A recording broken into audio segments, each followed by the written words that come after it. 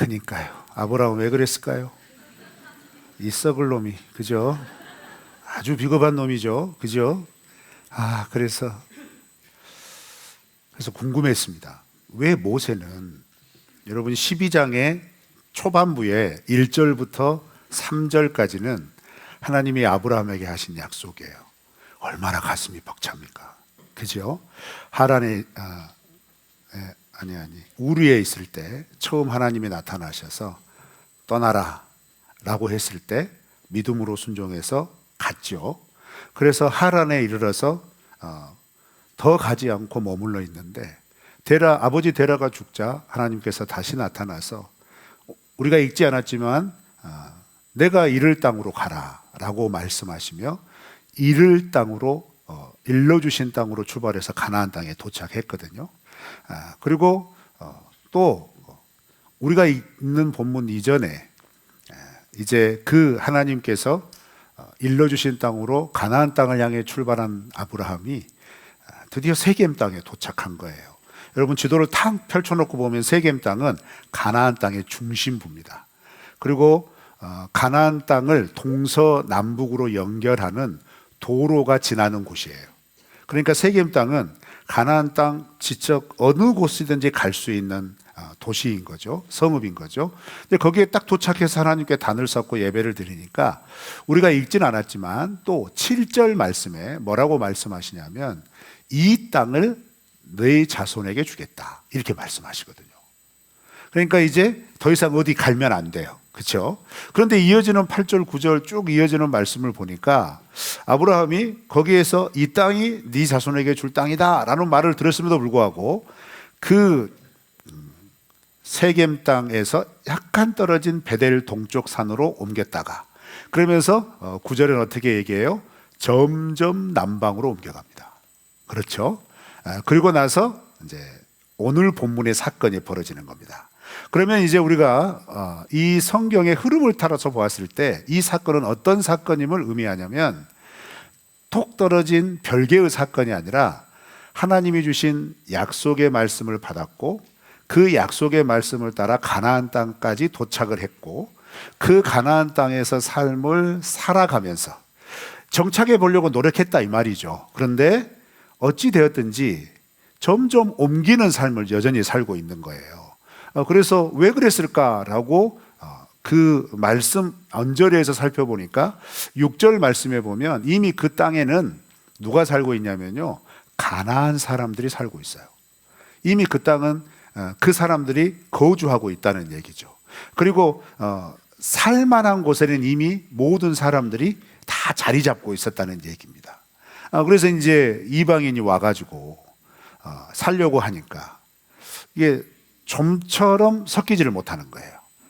어떤 배척을 받았을 가능성이 많고 그 냉대를 받았을 가능성이 많다. 그럼 왜 배척과 냉대를 했을까? 곰곰이 생각해 보니까 그 별다른 이유도 없었겠지만 고대 사회에서 뭐 새로운 그 어떤 땅이나 새로운 공동체에 속하는 게 사실 녹록지는 않죠. 그래서 뭐 그랬거니라고 생각하지만 오늘 본문 말씀에서 이와 연관된 이유를 짐작하게 합니다. 그것은 뭐냐면 10절을 시작하면서 그 땅에 기근이 들었습니다.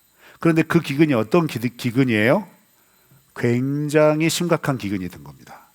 그 말은 무슨 말이냐면요, 전통적으로 이제 역사적으로 보면 고대 팔레스틴 지역에서 심심치 않게 기근이 일어났다는 기록들을 살펴볼 수 있습니다. 그러니까 가나안 땅은요, 사실 살기 좋은 땅은 아니에요. 아주 그 완벽한 삶의 조건이 구비된 땅은 아니죠. 그래서 아브라함이 하나님이 주신 땅이라 해서 가나안까지 왔지만 이전에 살았던 갈대아 우르나 그리고 하란이나 여기에 비하면 삶의 조건이 형편이 없습니다.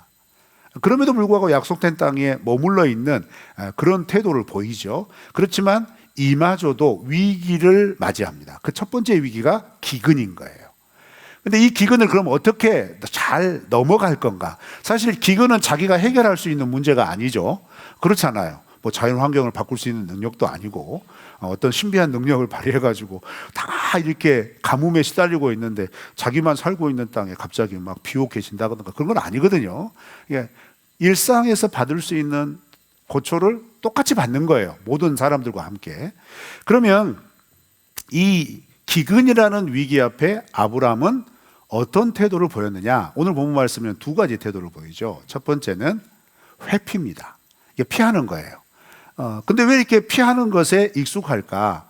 근데 이건 당시 이 지대에 살았던 사람들의 아주 상식적인 결정입니다. 왜냐하면요, 고대 문서들에 따르면 계속되는 기근들이 반복되기 때문에 이렇게 기근이 일어날 때마다 이 지역에 있는 사람들은 아주 평범하게 어떤 것을 하냐면요, 기근이 일어나면 기근이 일어나는 땅을 잠시 피합니다. 그래서 기근이 일어나지 않은 땅으로 갔다가 다시 돌아옵니다. 이런 어떤 라이프 스타일이 있었던 거예요. 그런데 그들이 피한 곳이 어디였느냐? 당시 세계의 식량 창고라고 일컬어졌던 애굽이었습니다. 애굽은 웬만한 가뭄에서는 흔들리지 않는 지역이죠. 왜요? 나일강이라고 하는 충분한 수자원이 있기 때문입니다. 나일강이라고 하는 천혜의 자원에서 형성된 비옥한 토지들이 있었기 때문입니다. 그래서 웬만하면 기근이 들지 않습니다. 그러니까 주변에 기근이 들었을 때 사람들은 자연히 애굽으로 가게 돼 있는 거예요. 그만큼 애굽은 그때 당시에 굉장히 그 어떤 강력한 영향력을 끼치고 있었던 나라였는데 그 원인 중에 하나가 뭐냐면 풍부한 식량이 있었기 때문이다라는 거예요. 그래서 아브라함도 이 기근이 닥치니까 애굽으로 내려갈 결정을 하고 가게 됩니다. 그런데 애굽으로 내려가서 어떤 일이 벌어지죠? 발견된 고대 문서 중에 마라 문서라고 하는 자료가 있습니다. 이 마라 문서는 오늘날 시리아 땅에서 마라 지역이라고 하는 곳에서 발견된 점토 문서입니다. 근데 이 점토 문서가 중요한 이유가 뭐냐면요, 이 점토 문서에는 기원전 18세기 어근해서 그 지역의 왕궁의 생활상을 기록해 놓은 문서입니다. 그런데 그 문서 중에 어떤 사례가 있냐면요, 이야기가 있냐면 왕은 아리따운 여인을 보면 빼앗을 권리가 있습니다. 남편이 있더라도. 그러니까 아브라함이 이걸 알고 있었던 거예요. 왜요? 마리 문서는 시리아 땅에서 마리 지역이라고 하는 지역에서 찾았다 했죠. 이 시리아 땅은 가나안 땅 북부 지역이잖아요. 그죠? 하란하고 가까운 지역입니다. 그러면 상식적으로 생각을 했을 때 아브라함은 이 관습을 알고 있는 거예요. 당시 왕들의 권리를 알고 있었던 거죠. 그러면 이제 가뭄을 피해서, 기근을 피해서 애굽 땅으로 내려갔을 때 여기에 등장하는 아브라함의 염려가 이상한 게 아닌 거예요. 왜 이런 염려를 할까라고 하는 게 이상한 게 아니죠. 왜? 그 근동 지역에서, 고대 근동 지역에서 일상적으로 일어났던 일이라는 겁니다. 그러니까 아브라함이 걱정을 하는 거예요. 아내는 너무 예쁜데, 이렇게 걱정하는 겁니다. 근데 저는 아브라함의 마음을 좀 이해를 해요. 나 이해합니다. 여기까지는 딱 이해를 해요. 근데 그 다음부터는 이해가 안 돼요. 그죠? 같이 죽고 같이 살아야지. 어떻게 아내를 팔아넘깁니까? 여러분 17절 말씀을 한번 읽어보실까요? 17절 시작.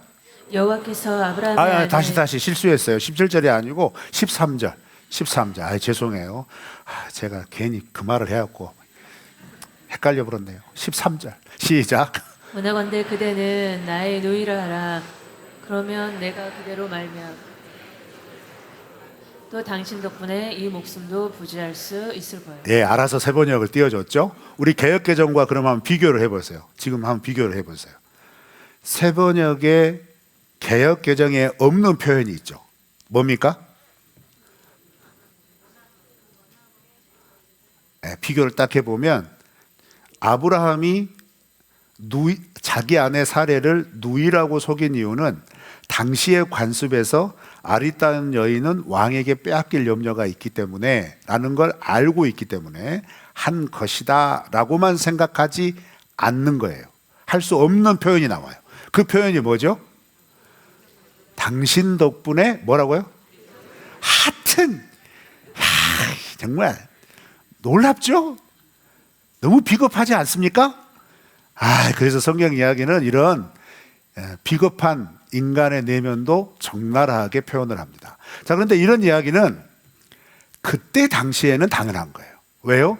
죄송해요. 아내는 그냥 가구와 같은 거예요. 자기의 소유품에 불과한 거예요. 그러니까 이걸 얼마든지 활용할 수 있는 사고방식이 당시의 사고방식이라는 거예요. 그러니까 이렇게 표현할 수 있는 겁니다. 근데 오늘날에는 어떻게 돼요? 그렇게 하면 안 되죠. 큰일 나죠. 그리고 사실 이 본문만 딱 보면 안 되고 창세기 2장을 보면 더더욱 그러면 안 되죠. 그렇죠? 왜냐하면 아브라함은요, 적어도 우리가 살펴보았던 11장까지의 내용 중에서 계보를 쫓아 올라가면 아브라함의 계보는 셈입니다. 그죠? 셈은 노아, 노아는 셋, 그죠? 아담, 이렇게 이어지는 거예요. 그 많은 인류의 흩어진 계보 가운데 하나님의 뜻을 따르는 사람, 하나님의 사람이라고 일컬어졌던 사람들의 계보가 압축돼서 쭉 11장까지 정리가 되는데 그 가운데 아브라함까지 연결이 된 거거든요. 그러면 그렇게 아브라함이 아내에 대한 시각과 태도를 갖는 것은 적어도 하나님의 사람답지는 않아요. 그렇지만 그들이 살고 있는 세상은 당연히 그렇게 했다는 얘기입니다.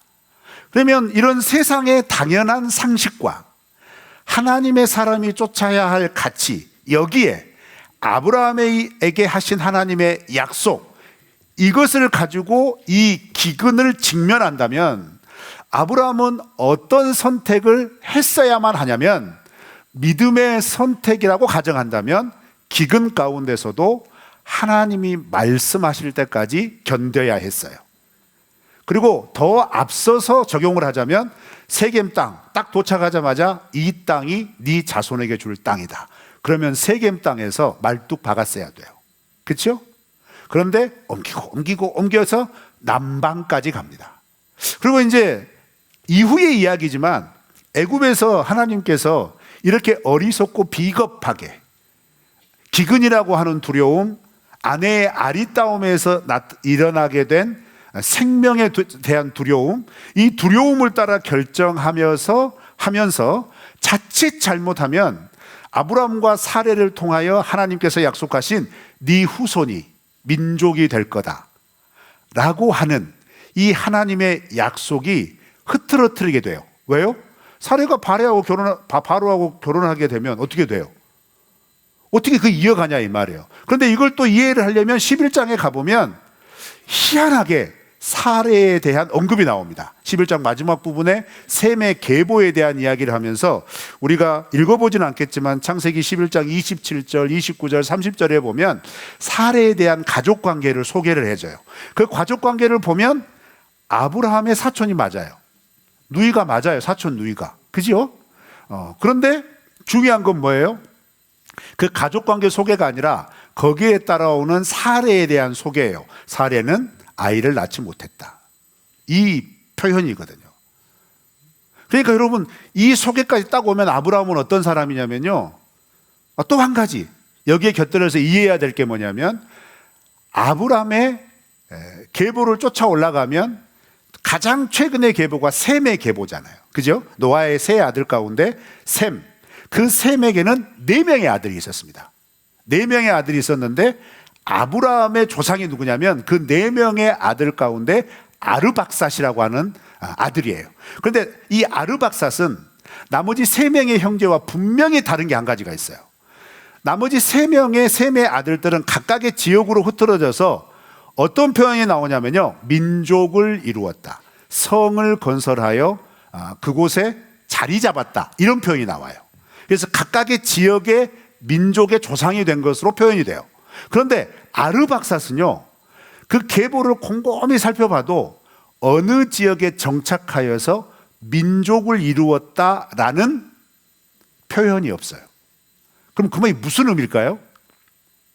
아르박삿의 후손은 아브라함에 이르기까지 유목했다 이 말이에요. 민족을 이루지 못하고 떠돌아다녔다 이 말이에요. 그래서 여러분 그럼 조금 이해가 되죠. 갈대아 우르에서 잘 살고 있었는데 하나님이 아브라함에게 나타나셔서 야, 이 땅 떠나라 라고 하는 명령을 했을 때 아브라함의 아버지 데려와 온 가족을 이끌고 훌쩍 떠나요. 여러분 이게 상식적으로 이해가 됩니까? 거기서 잘 살았잖아요. 그죠? 웬만한 기반도 닦았을 거 아니에요. 그래서 우리가 또 히브리서에 통해서 보면 데라는 거기에서 우상을 잘 깎아 만나가지고 어느 정도 그 부도 이루었을 거라는 짐작도 있고 또 떠날 때 소유를 가지고 갔다고 그랬거든요. 웬만한 재산도 이룰 정도로 잘 살았다는 얘기죠. 그런데 문제는 뭐예요?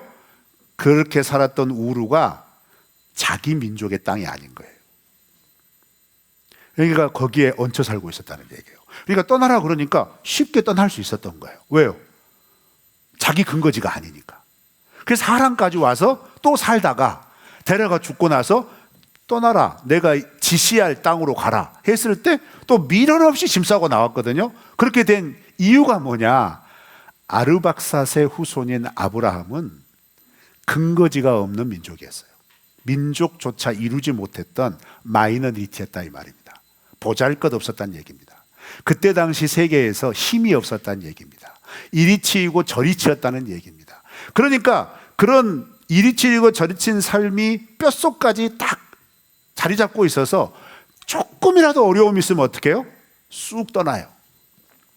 이건 제 짐작이에요. 이게 연결해 보니까 그랬을 수도 있겠다 이런 생각이 듭니다. 그런데 그런 삶 속에 분명한 전환점이 온 거죠. 하나님이 나타나서 약속해 주신 거예요. 이 땅에다 지정해 주신 거예요. 그런데 그렇게 하나님이 해주신 약속과 별개로 아브라함의 일상 속에서는 변화도 있었어요. 왜요? 하나님을 그렇게 갈대아 우르에서 만난 다음부터는 가나안 땅까지 들어와 가지고 어떻게 해요? 도착하는 그 순간부터 단을 쌓고 하나님께 예배해요. 그리고 하나님의 그런 분명한 메시지를 받았음에도 불구하고 또 밀려가지고 다른 데 조금 가고 또 점점 밀려가고 팍팍팍 남쪽으로 내려갔을 때에도 가는 곳마다 단을 쌓고 예배해요. 그러니까 하나님에 대한 믿음이 있다 이 말이에요.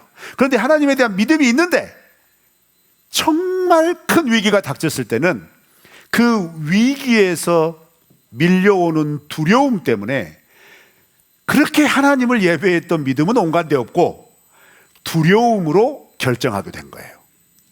사람들이 결정하는 대로 일상적인 상식적인 수준대로 결정을 하게 된 겁니다. 그래서 여러분 이 이야기는 어떤 이야기냐면요, 약속을 받은 아브라함이 이 약속을 따라 살아가는 삶의 걸음 속에서 그의 걸음의 모습, 변화의 모습을 보여주기 위한 거예요. 약속 받자마자 신앙이 강건해진 게 아니라는 거예요. 장성해진 게 아니라는 거예요. 하나님을 향한 태도나 하나님 앞에서의 믿음의 결정이 곧바로 탁탁탁 나온 게 아니라는 겁니다. 이것은 빚어져 간 거예요. 이것은 뭐랄까 하나님께서 만들어가는 과정이 있었다는 얘기죠. 그래서 이런 인생의 위기가 닥쳤을 때 초창기의 아브라함의 행보는요, 믿음의 결정 아무것도 없습니다. 대표적인 이야기가 이 본문 말씀인 거예요. 기근이 일어날 때 하나님께 기도도 하지 않습니다. 그 옮길 때마다 다 쌓고 하나님께 예배했는데 이렇게 어려움이 있었을 때 왜 예배 안 드려요? 왜 기도 안 해요? 그런 거예요. 그리고 나타나는 현상 땅에서 일어나는 마음속의 두려움을 따라 야 이거 그러면 사람들은 어떻게 하나 보자 했더니 주위에 살펴보니까 이렇게 기근이 일어나면 여기 있는 사람들은 다 애굽으로 가네? 아 그럼 우리도 애굽으로 가야지. 그렇게 간 거예요. 그런데 그렇게 가다 보니까 아차, 지금 이 땅은 힘 있는 사람들이 여자를 뺏는 땅인데? 그러면서 이런 이야기가 펼쳐지게 되는 겁니다. 두려움에서 인간적인 염려와 근심을 따라 결정한 그 결정이 창세기 12장 1절부터 3절의 하나님의 약속을 실패작으로 만들 수 있는 환경으로 제 발로 들어간 거예요. 그런데 이렇게 제 발로 걸어 들어간 실패의 자리를 하나님은 어떻게 하시죠? 하나님이 그 실패를 실패로 놔두지 않으시고 개입을 하십니다. 어떻게 해요? 하나님이 하신 약속을 이루시기 위하여 아브라함은 사례를 보호하지 못해요. 오히려 이용합니다.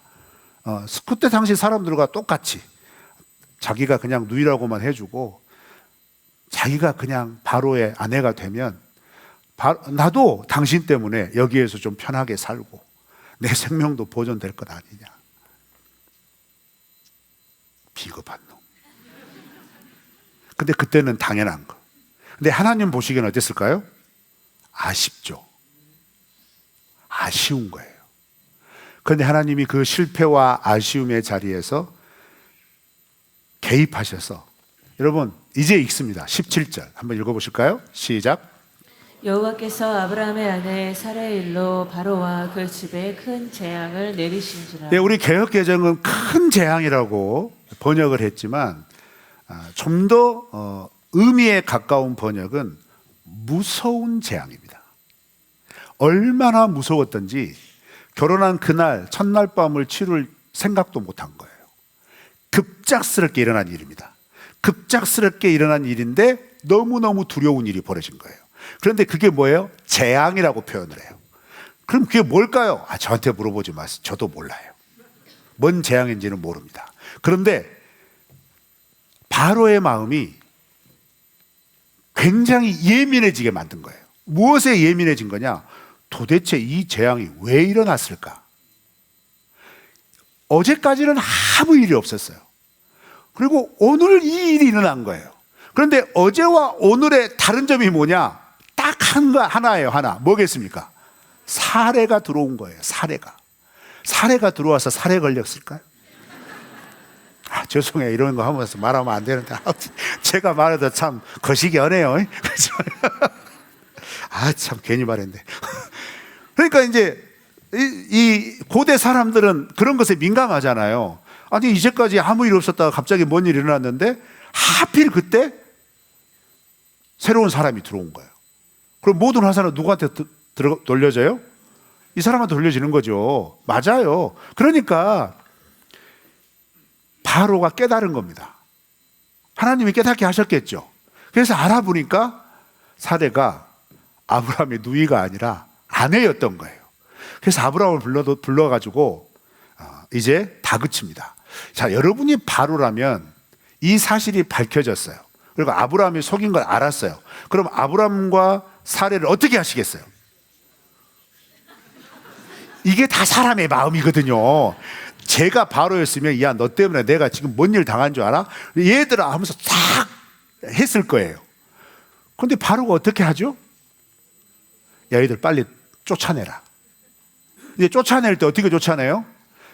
사례를 얻을 때 주었던 모든 재산을 다 가지고 빨리 나가라 이 말이에요. 왜요? 부정탄다 이 말이지. 사례와 관련돼서 했던 모든 게 다 부정탄다 이 말. 우리의 표현으로 보면 여러분 이게 가당키나 한 일입니까? 이건 설명이 안 되는 일입니다.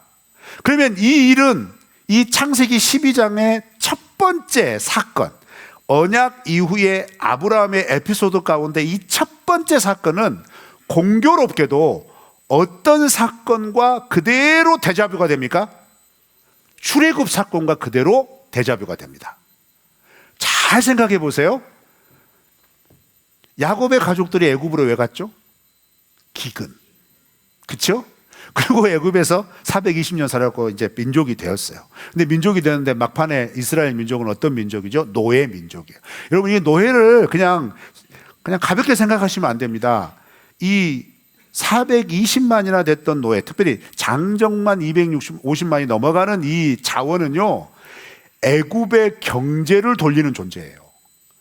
그런 건축이나 여러 가지 허드렛 일을 할 때 이 이스라엘 사람이 없으면 돌아가지를 않아요. 왜요? 노동은 빡세게 시키는데 인건비는 이것만큼 고효율이 어디가 있습니까? 그러니 얼마든지 대건축을 이룰 수 있는 거예요. 행할 수 있는 거예요. 그런데 이런 존재라면 바로의 입장에서 웬만하면 이 민족을 통째로 나가라고 할 수 있을까요? 나가라고 할 수 없어요. 그런데 하나님 어떻게 하세요? 그 강팍한 마음을 10가지 재앙을 통해서 야, 너네 빨리 가라. 너네 빨리 가라. 라고 말할 수밖에 없을 정도로 재앙을 내리셔서 빨리 보내버려요. 근데 나중에 정신 차리죠? 정신 차리고 났더니 이렇게 재앙, 특별히 자기 아들 죽은 것도 뭐 죽은 거지만 가만 생각해 보니까 얘들 빠져나가면 그러면 애굽의 농사는 누가 짓나? 유명한 표현이 있죠. 소는 누가 기르냐? 그죠? 왜냐? 이거 빈말이 아니에요. 이스라엘 민족은 목축을 전념으로 했잖아요. 애굽 사람이 가장 뭐랄까 경멸하는 목축을 해 주어서 자기들이 그 고기 맛있게 먹었잖아요. 그렇잖아요. 그러면 소를 누굴 키우냐? 걱정이 된 거죠. 그래서 어떻게 해요? 자기가 직접 자기의 친위 부대를 이끌고 다시 잡으러 갑니다. 근데 성경은 어떻게 얘기해요? 바로와 군대를 홍해 바닷속에 수장시켜버려요. 여러분, 이런 일이 일어날 수 있습니까? 일어날 수 없어요.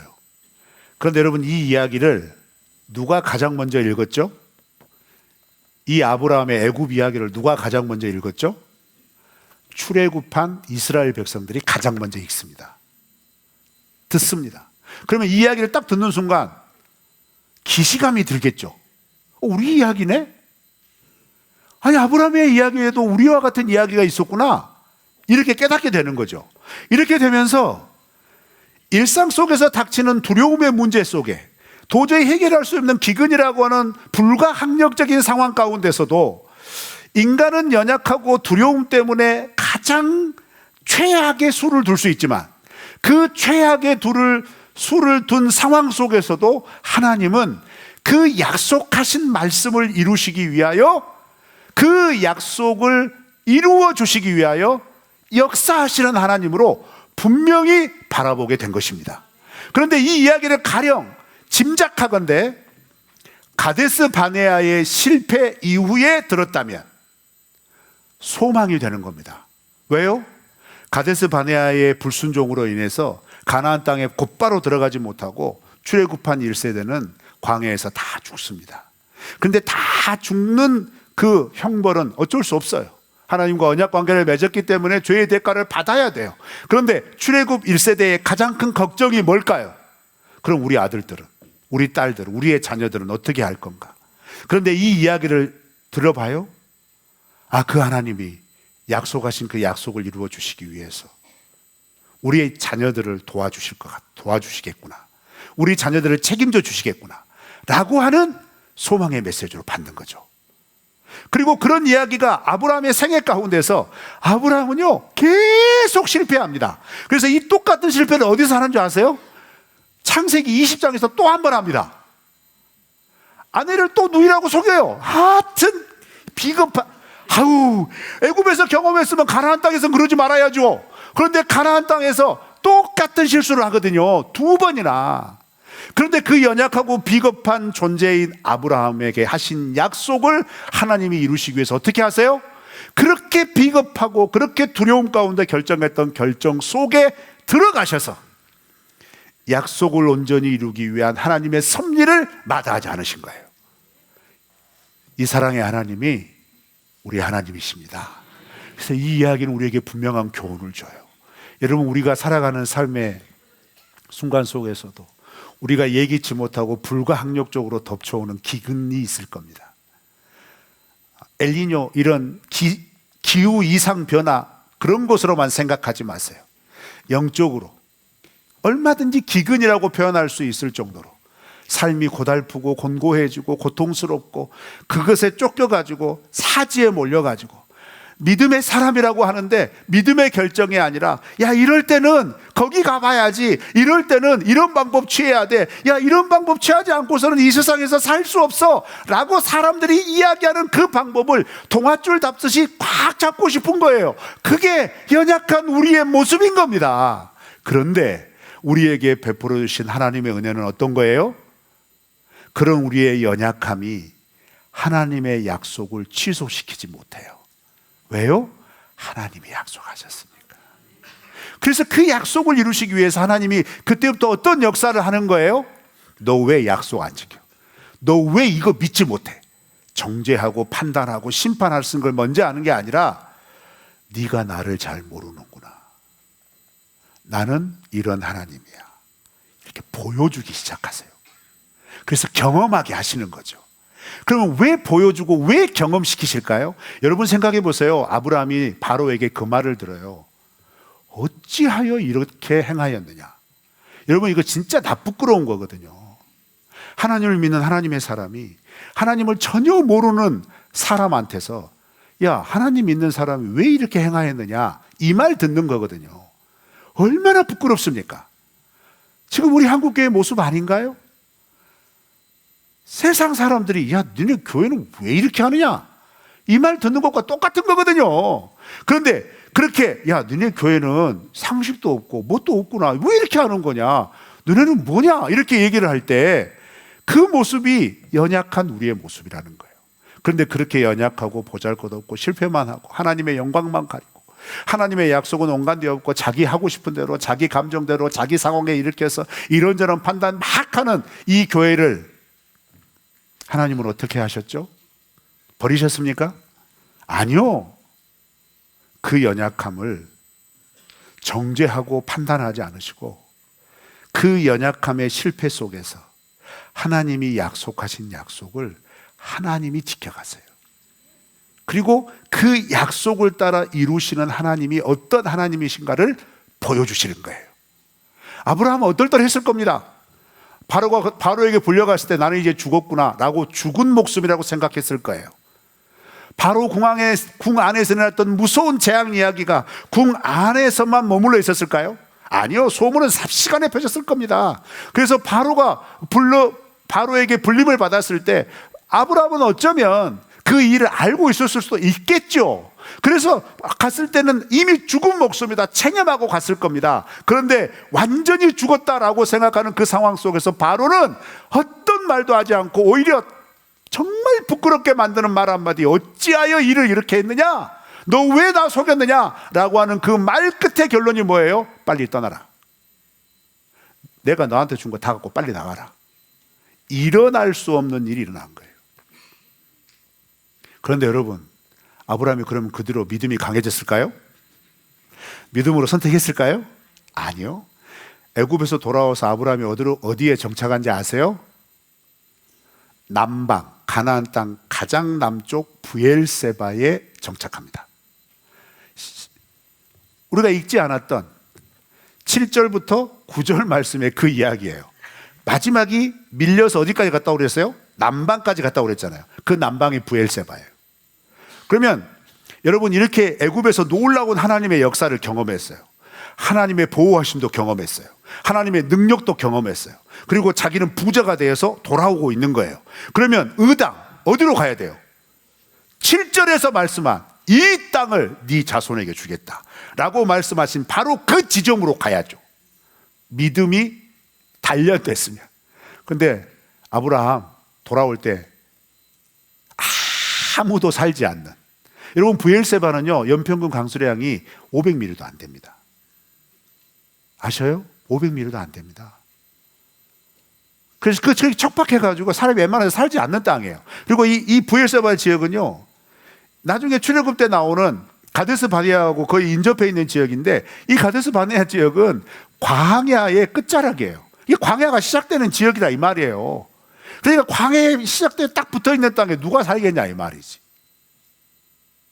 그렇게 믿음 없이 다시 올라가요. 믿음 없이 또 행해요. 그런데 그런 아브라함이 이런저런 믿음의 시행착오, 믿음의 실패를 거듭하면서 결국 어떤 사람이 됐어요? 하나님을 절대적으로 신뢰하여 하나님의 말씀 한마디에 자기 아들이라도 내어놓을 수 있는 그 믿음의 지경까지 올라간 겁니다. 그러면 이 전체적인 흐름을 보았을 때 오늘 본문의 이야기는요 아브라함의 믿음의 어린아이 시절인 거예요. 그 어린아이 시절을 하나님은 탓하지 않으시고, 믿음의 연약함, 어리숙함, 부족함 탓하지 않으시고 하나님이 어떤 분이신가를 보여주는 이야기인 거예요. 그 이야기의 핵심에 하나님은 약속하신 말씀을 이루신다, 이 분명한 메시지를 우리에게 보여주시는 거예요. 내가 부족하고 내가 연약해서 실패할 수도 있는 그 과정에서 하나님은 약속을 이루시기 위하여 그 실패 속에 개입하셔서 이어가게 하신다. 이 이야기가 오늘 말씀에서 들려주는 분명한 메시지라는 얘기입니다. 그러면 이 말씀이 오늘 우리에게 왜 위로가 되고 소망이 될까요? 역시 우리에게도 그와 같은 하나님의 은혜가 살아 숨쉴 것이기 때문입니다. 하나님 우리의 연약함을 먼저 체휼하지 않으십니다. 예수님께서도 분명히 현장에서 가늠한 여인을 붙잡아 돌을 던져라 라고 요청하는 사람들의 아우성 속에서도 죄 있는 사람이 먼저 쳐라 라고 말씀하시면서 그렇게 슬금슬금 다 떠나간 그 자리에서 여인을 위로하면서 다시는 돌아가서 죄 짓지 마라 라고 하는 그 연약함을 품는 모습을 보여주세요. 또한 단호하게 죄의 문제에서 구별짓는 모습을 보여주는데, 여러분 생각해 보세요. 그러한 일들이 얼마나 많았겠습니까? 그리고 믿음으로 산다고 하는 제자들의 삶의 3년간의 동행 속에서도 제자들의 수준이 어땠는지 아십니까? 3년의 삶을 그런 예수님의 가르침과 그런 예수님의 기적과 그런 예수님의 놀라운 이적을 경험했음에도 불구하고 3년의 끝자락에서 예루살렘에 올라가는 과정 속에 예수님은 요한복음 14장에서 이런 말씀을 하세요. 제자들에게 내가 예루살렘에 올라가면 대제사장들과 바리새인들에게 붙잡혀서 십자가의 고난을 받고 매달려 죽게 될 것이다. 그런데 사흘 만에 살아난다. 그리고 사흘 만에 살아난 뒤에는 내가 왔던 곳으로 돌아간다. 이 말씀 하시거든요. 그러니까 제자들이 갑자기 두려움이 임합니다. 아니 예수님이 떠나가신다고? 예수님이 이제 우리와 함께 하지 않으신다고? 그러면서 두려움이 제자들의 마음속에 꽉 차게 돼요. 그랬을 때 예수님이 요한복음 14장 딱 출발하면서 어떤 말씀을 하시냐면 너희는 마음에 근심하지 말라. 하나님을 믿으니 또 나를 믿으라. 이 말씀하세요. 그러면서 뭐라고 위로하세요? 내가 있던 곳으로 돌아가는 것은 너희를 위한 처소를 만들기 위하여 가는 거다. 처소를 다 만들면 내가 다시 돌아와서 너희를 데리고 그 처소로 데려갈 거다. 이 말씀을 하시면서 위로하세요. 여러분 생각해 보세요. 3년을 따라는 제자들이 그 두려움의 반응을 보였을 때 내가 3년 동안 너희들한테 뭘 가르쳤냐? 다 헛것이다. 이놈들아 너희들 아무 소용없다. 다 떠나가라. 이렇게 안 하셨어요. 딱 품으시면서 근심하지 말아라. 두려워하지 말아라. 하나님의 말씀을 믿는다면 나를 믿어라. 이렇게 말씀해요. 그리고 요한복음 15장에서 너무너무 중요한 말씀을 하시죠.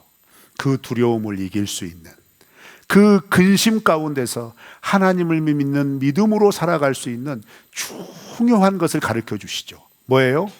너희가 내 안에 내 말이 너희 안에 거하면 무엇이든지 구해라. 그리하면 이루리라.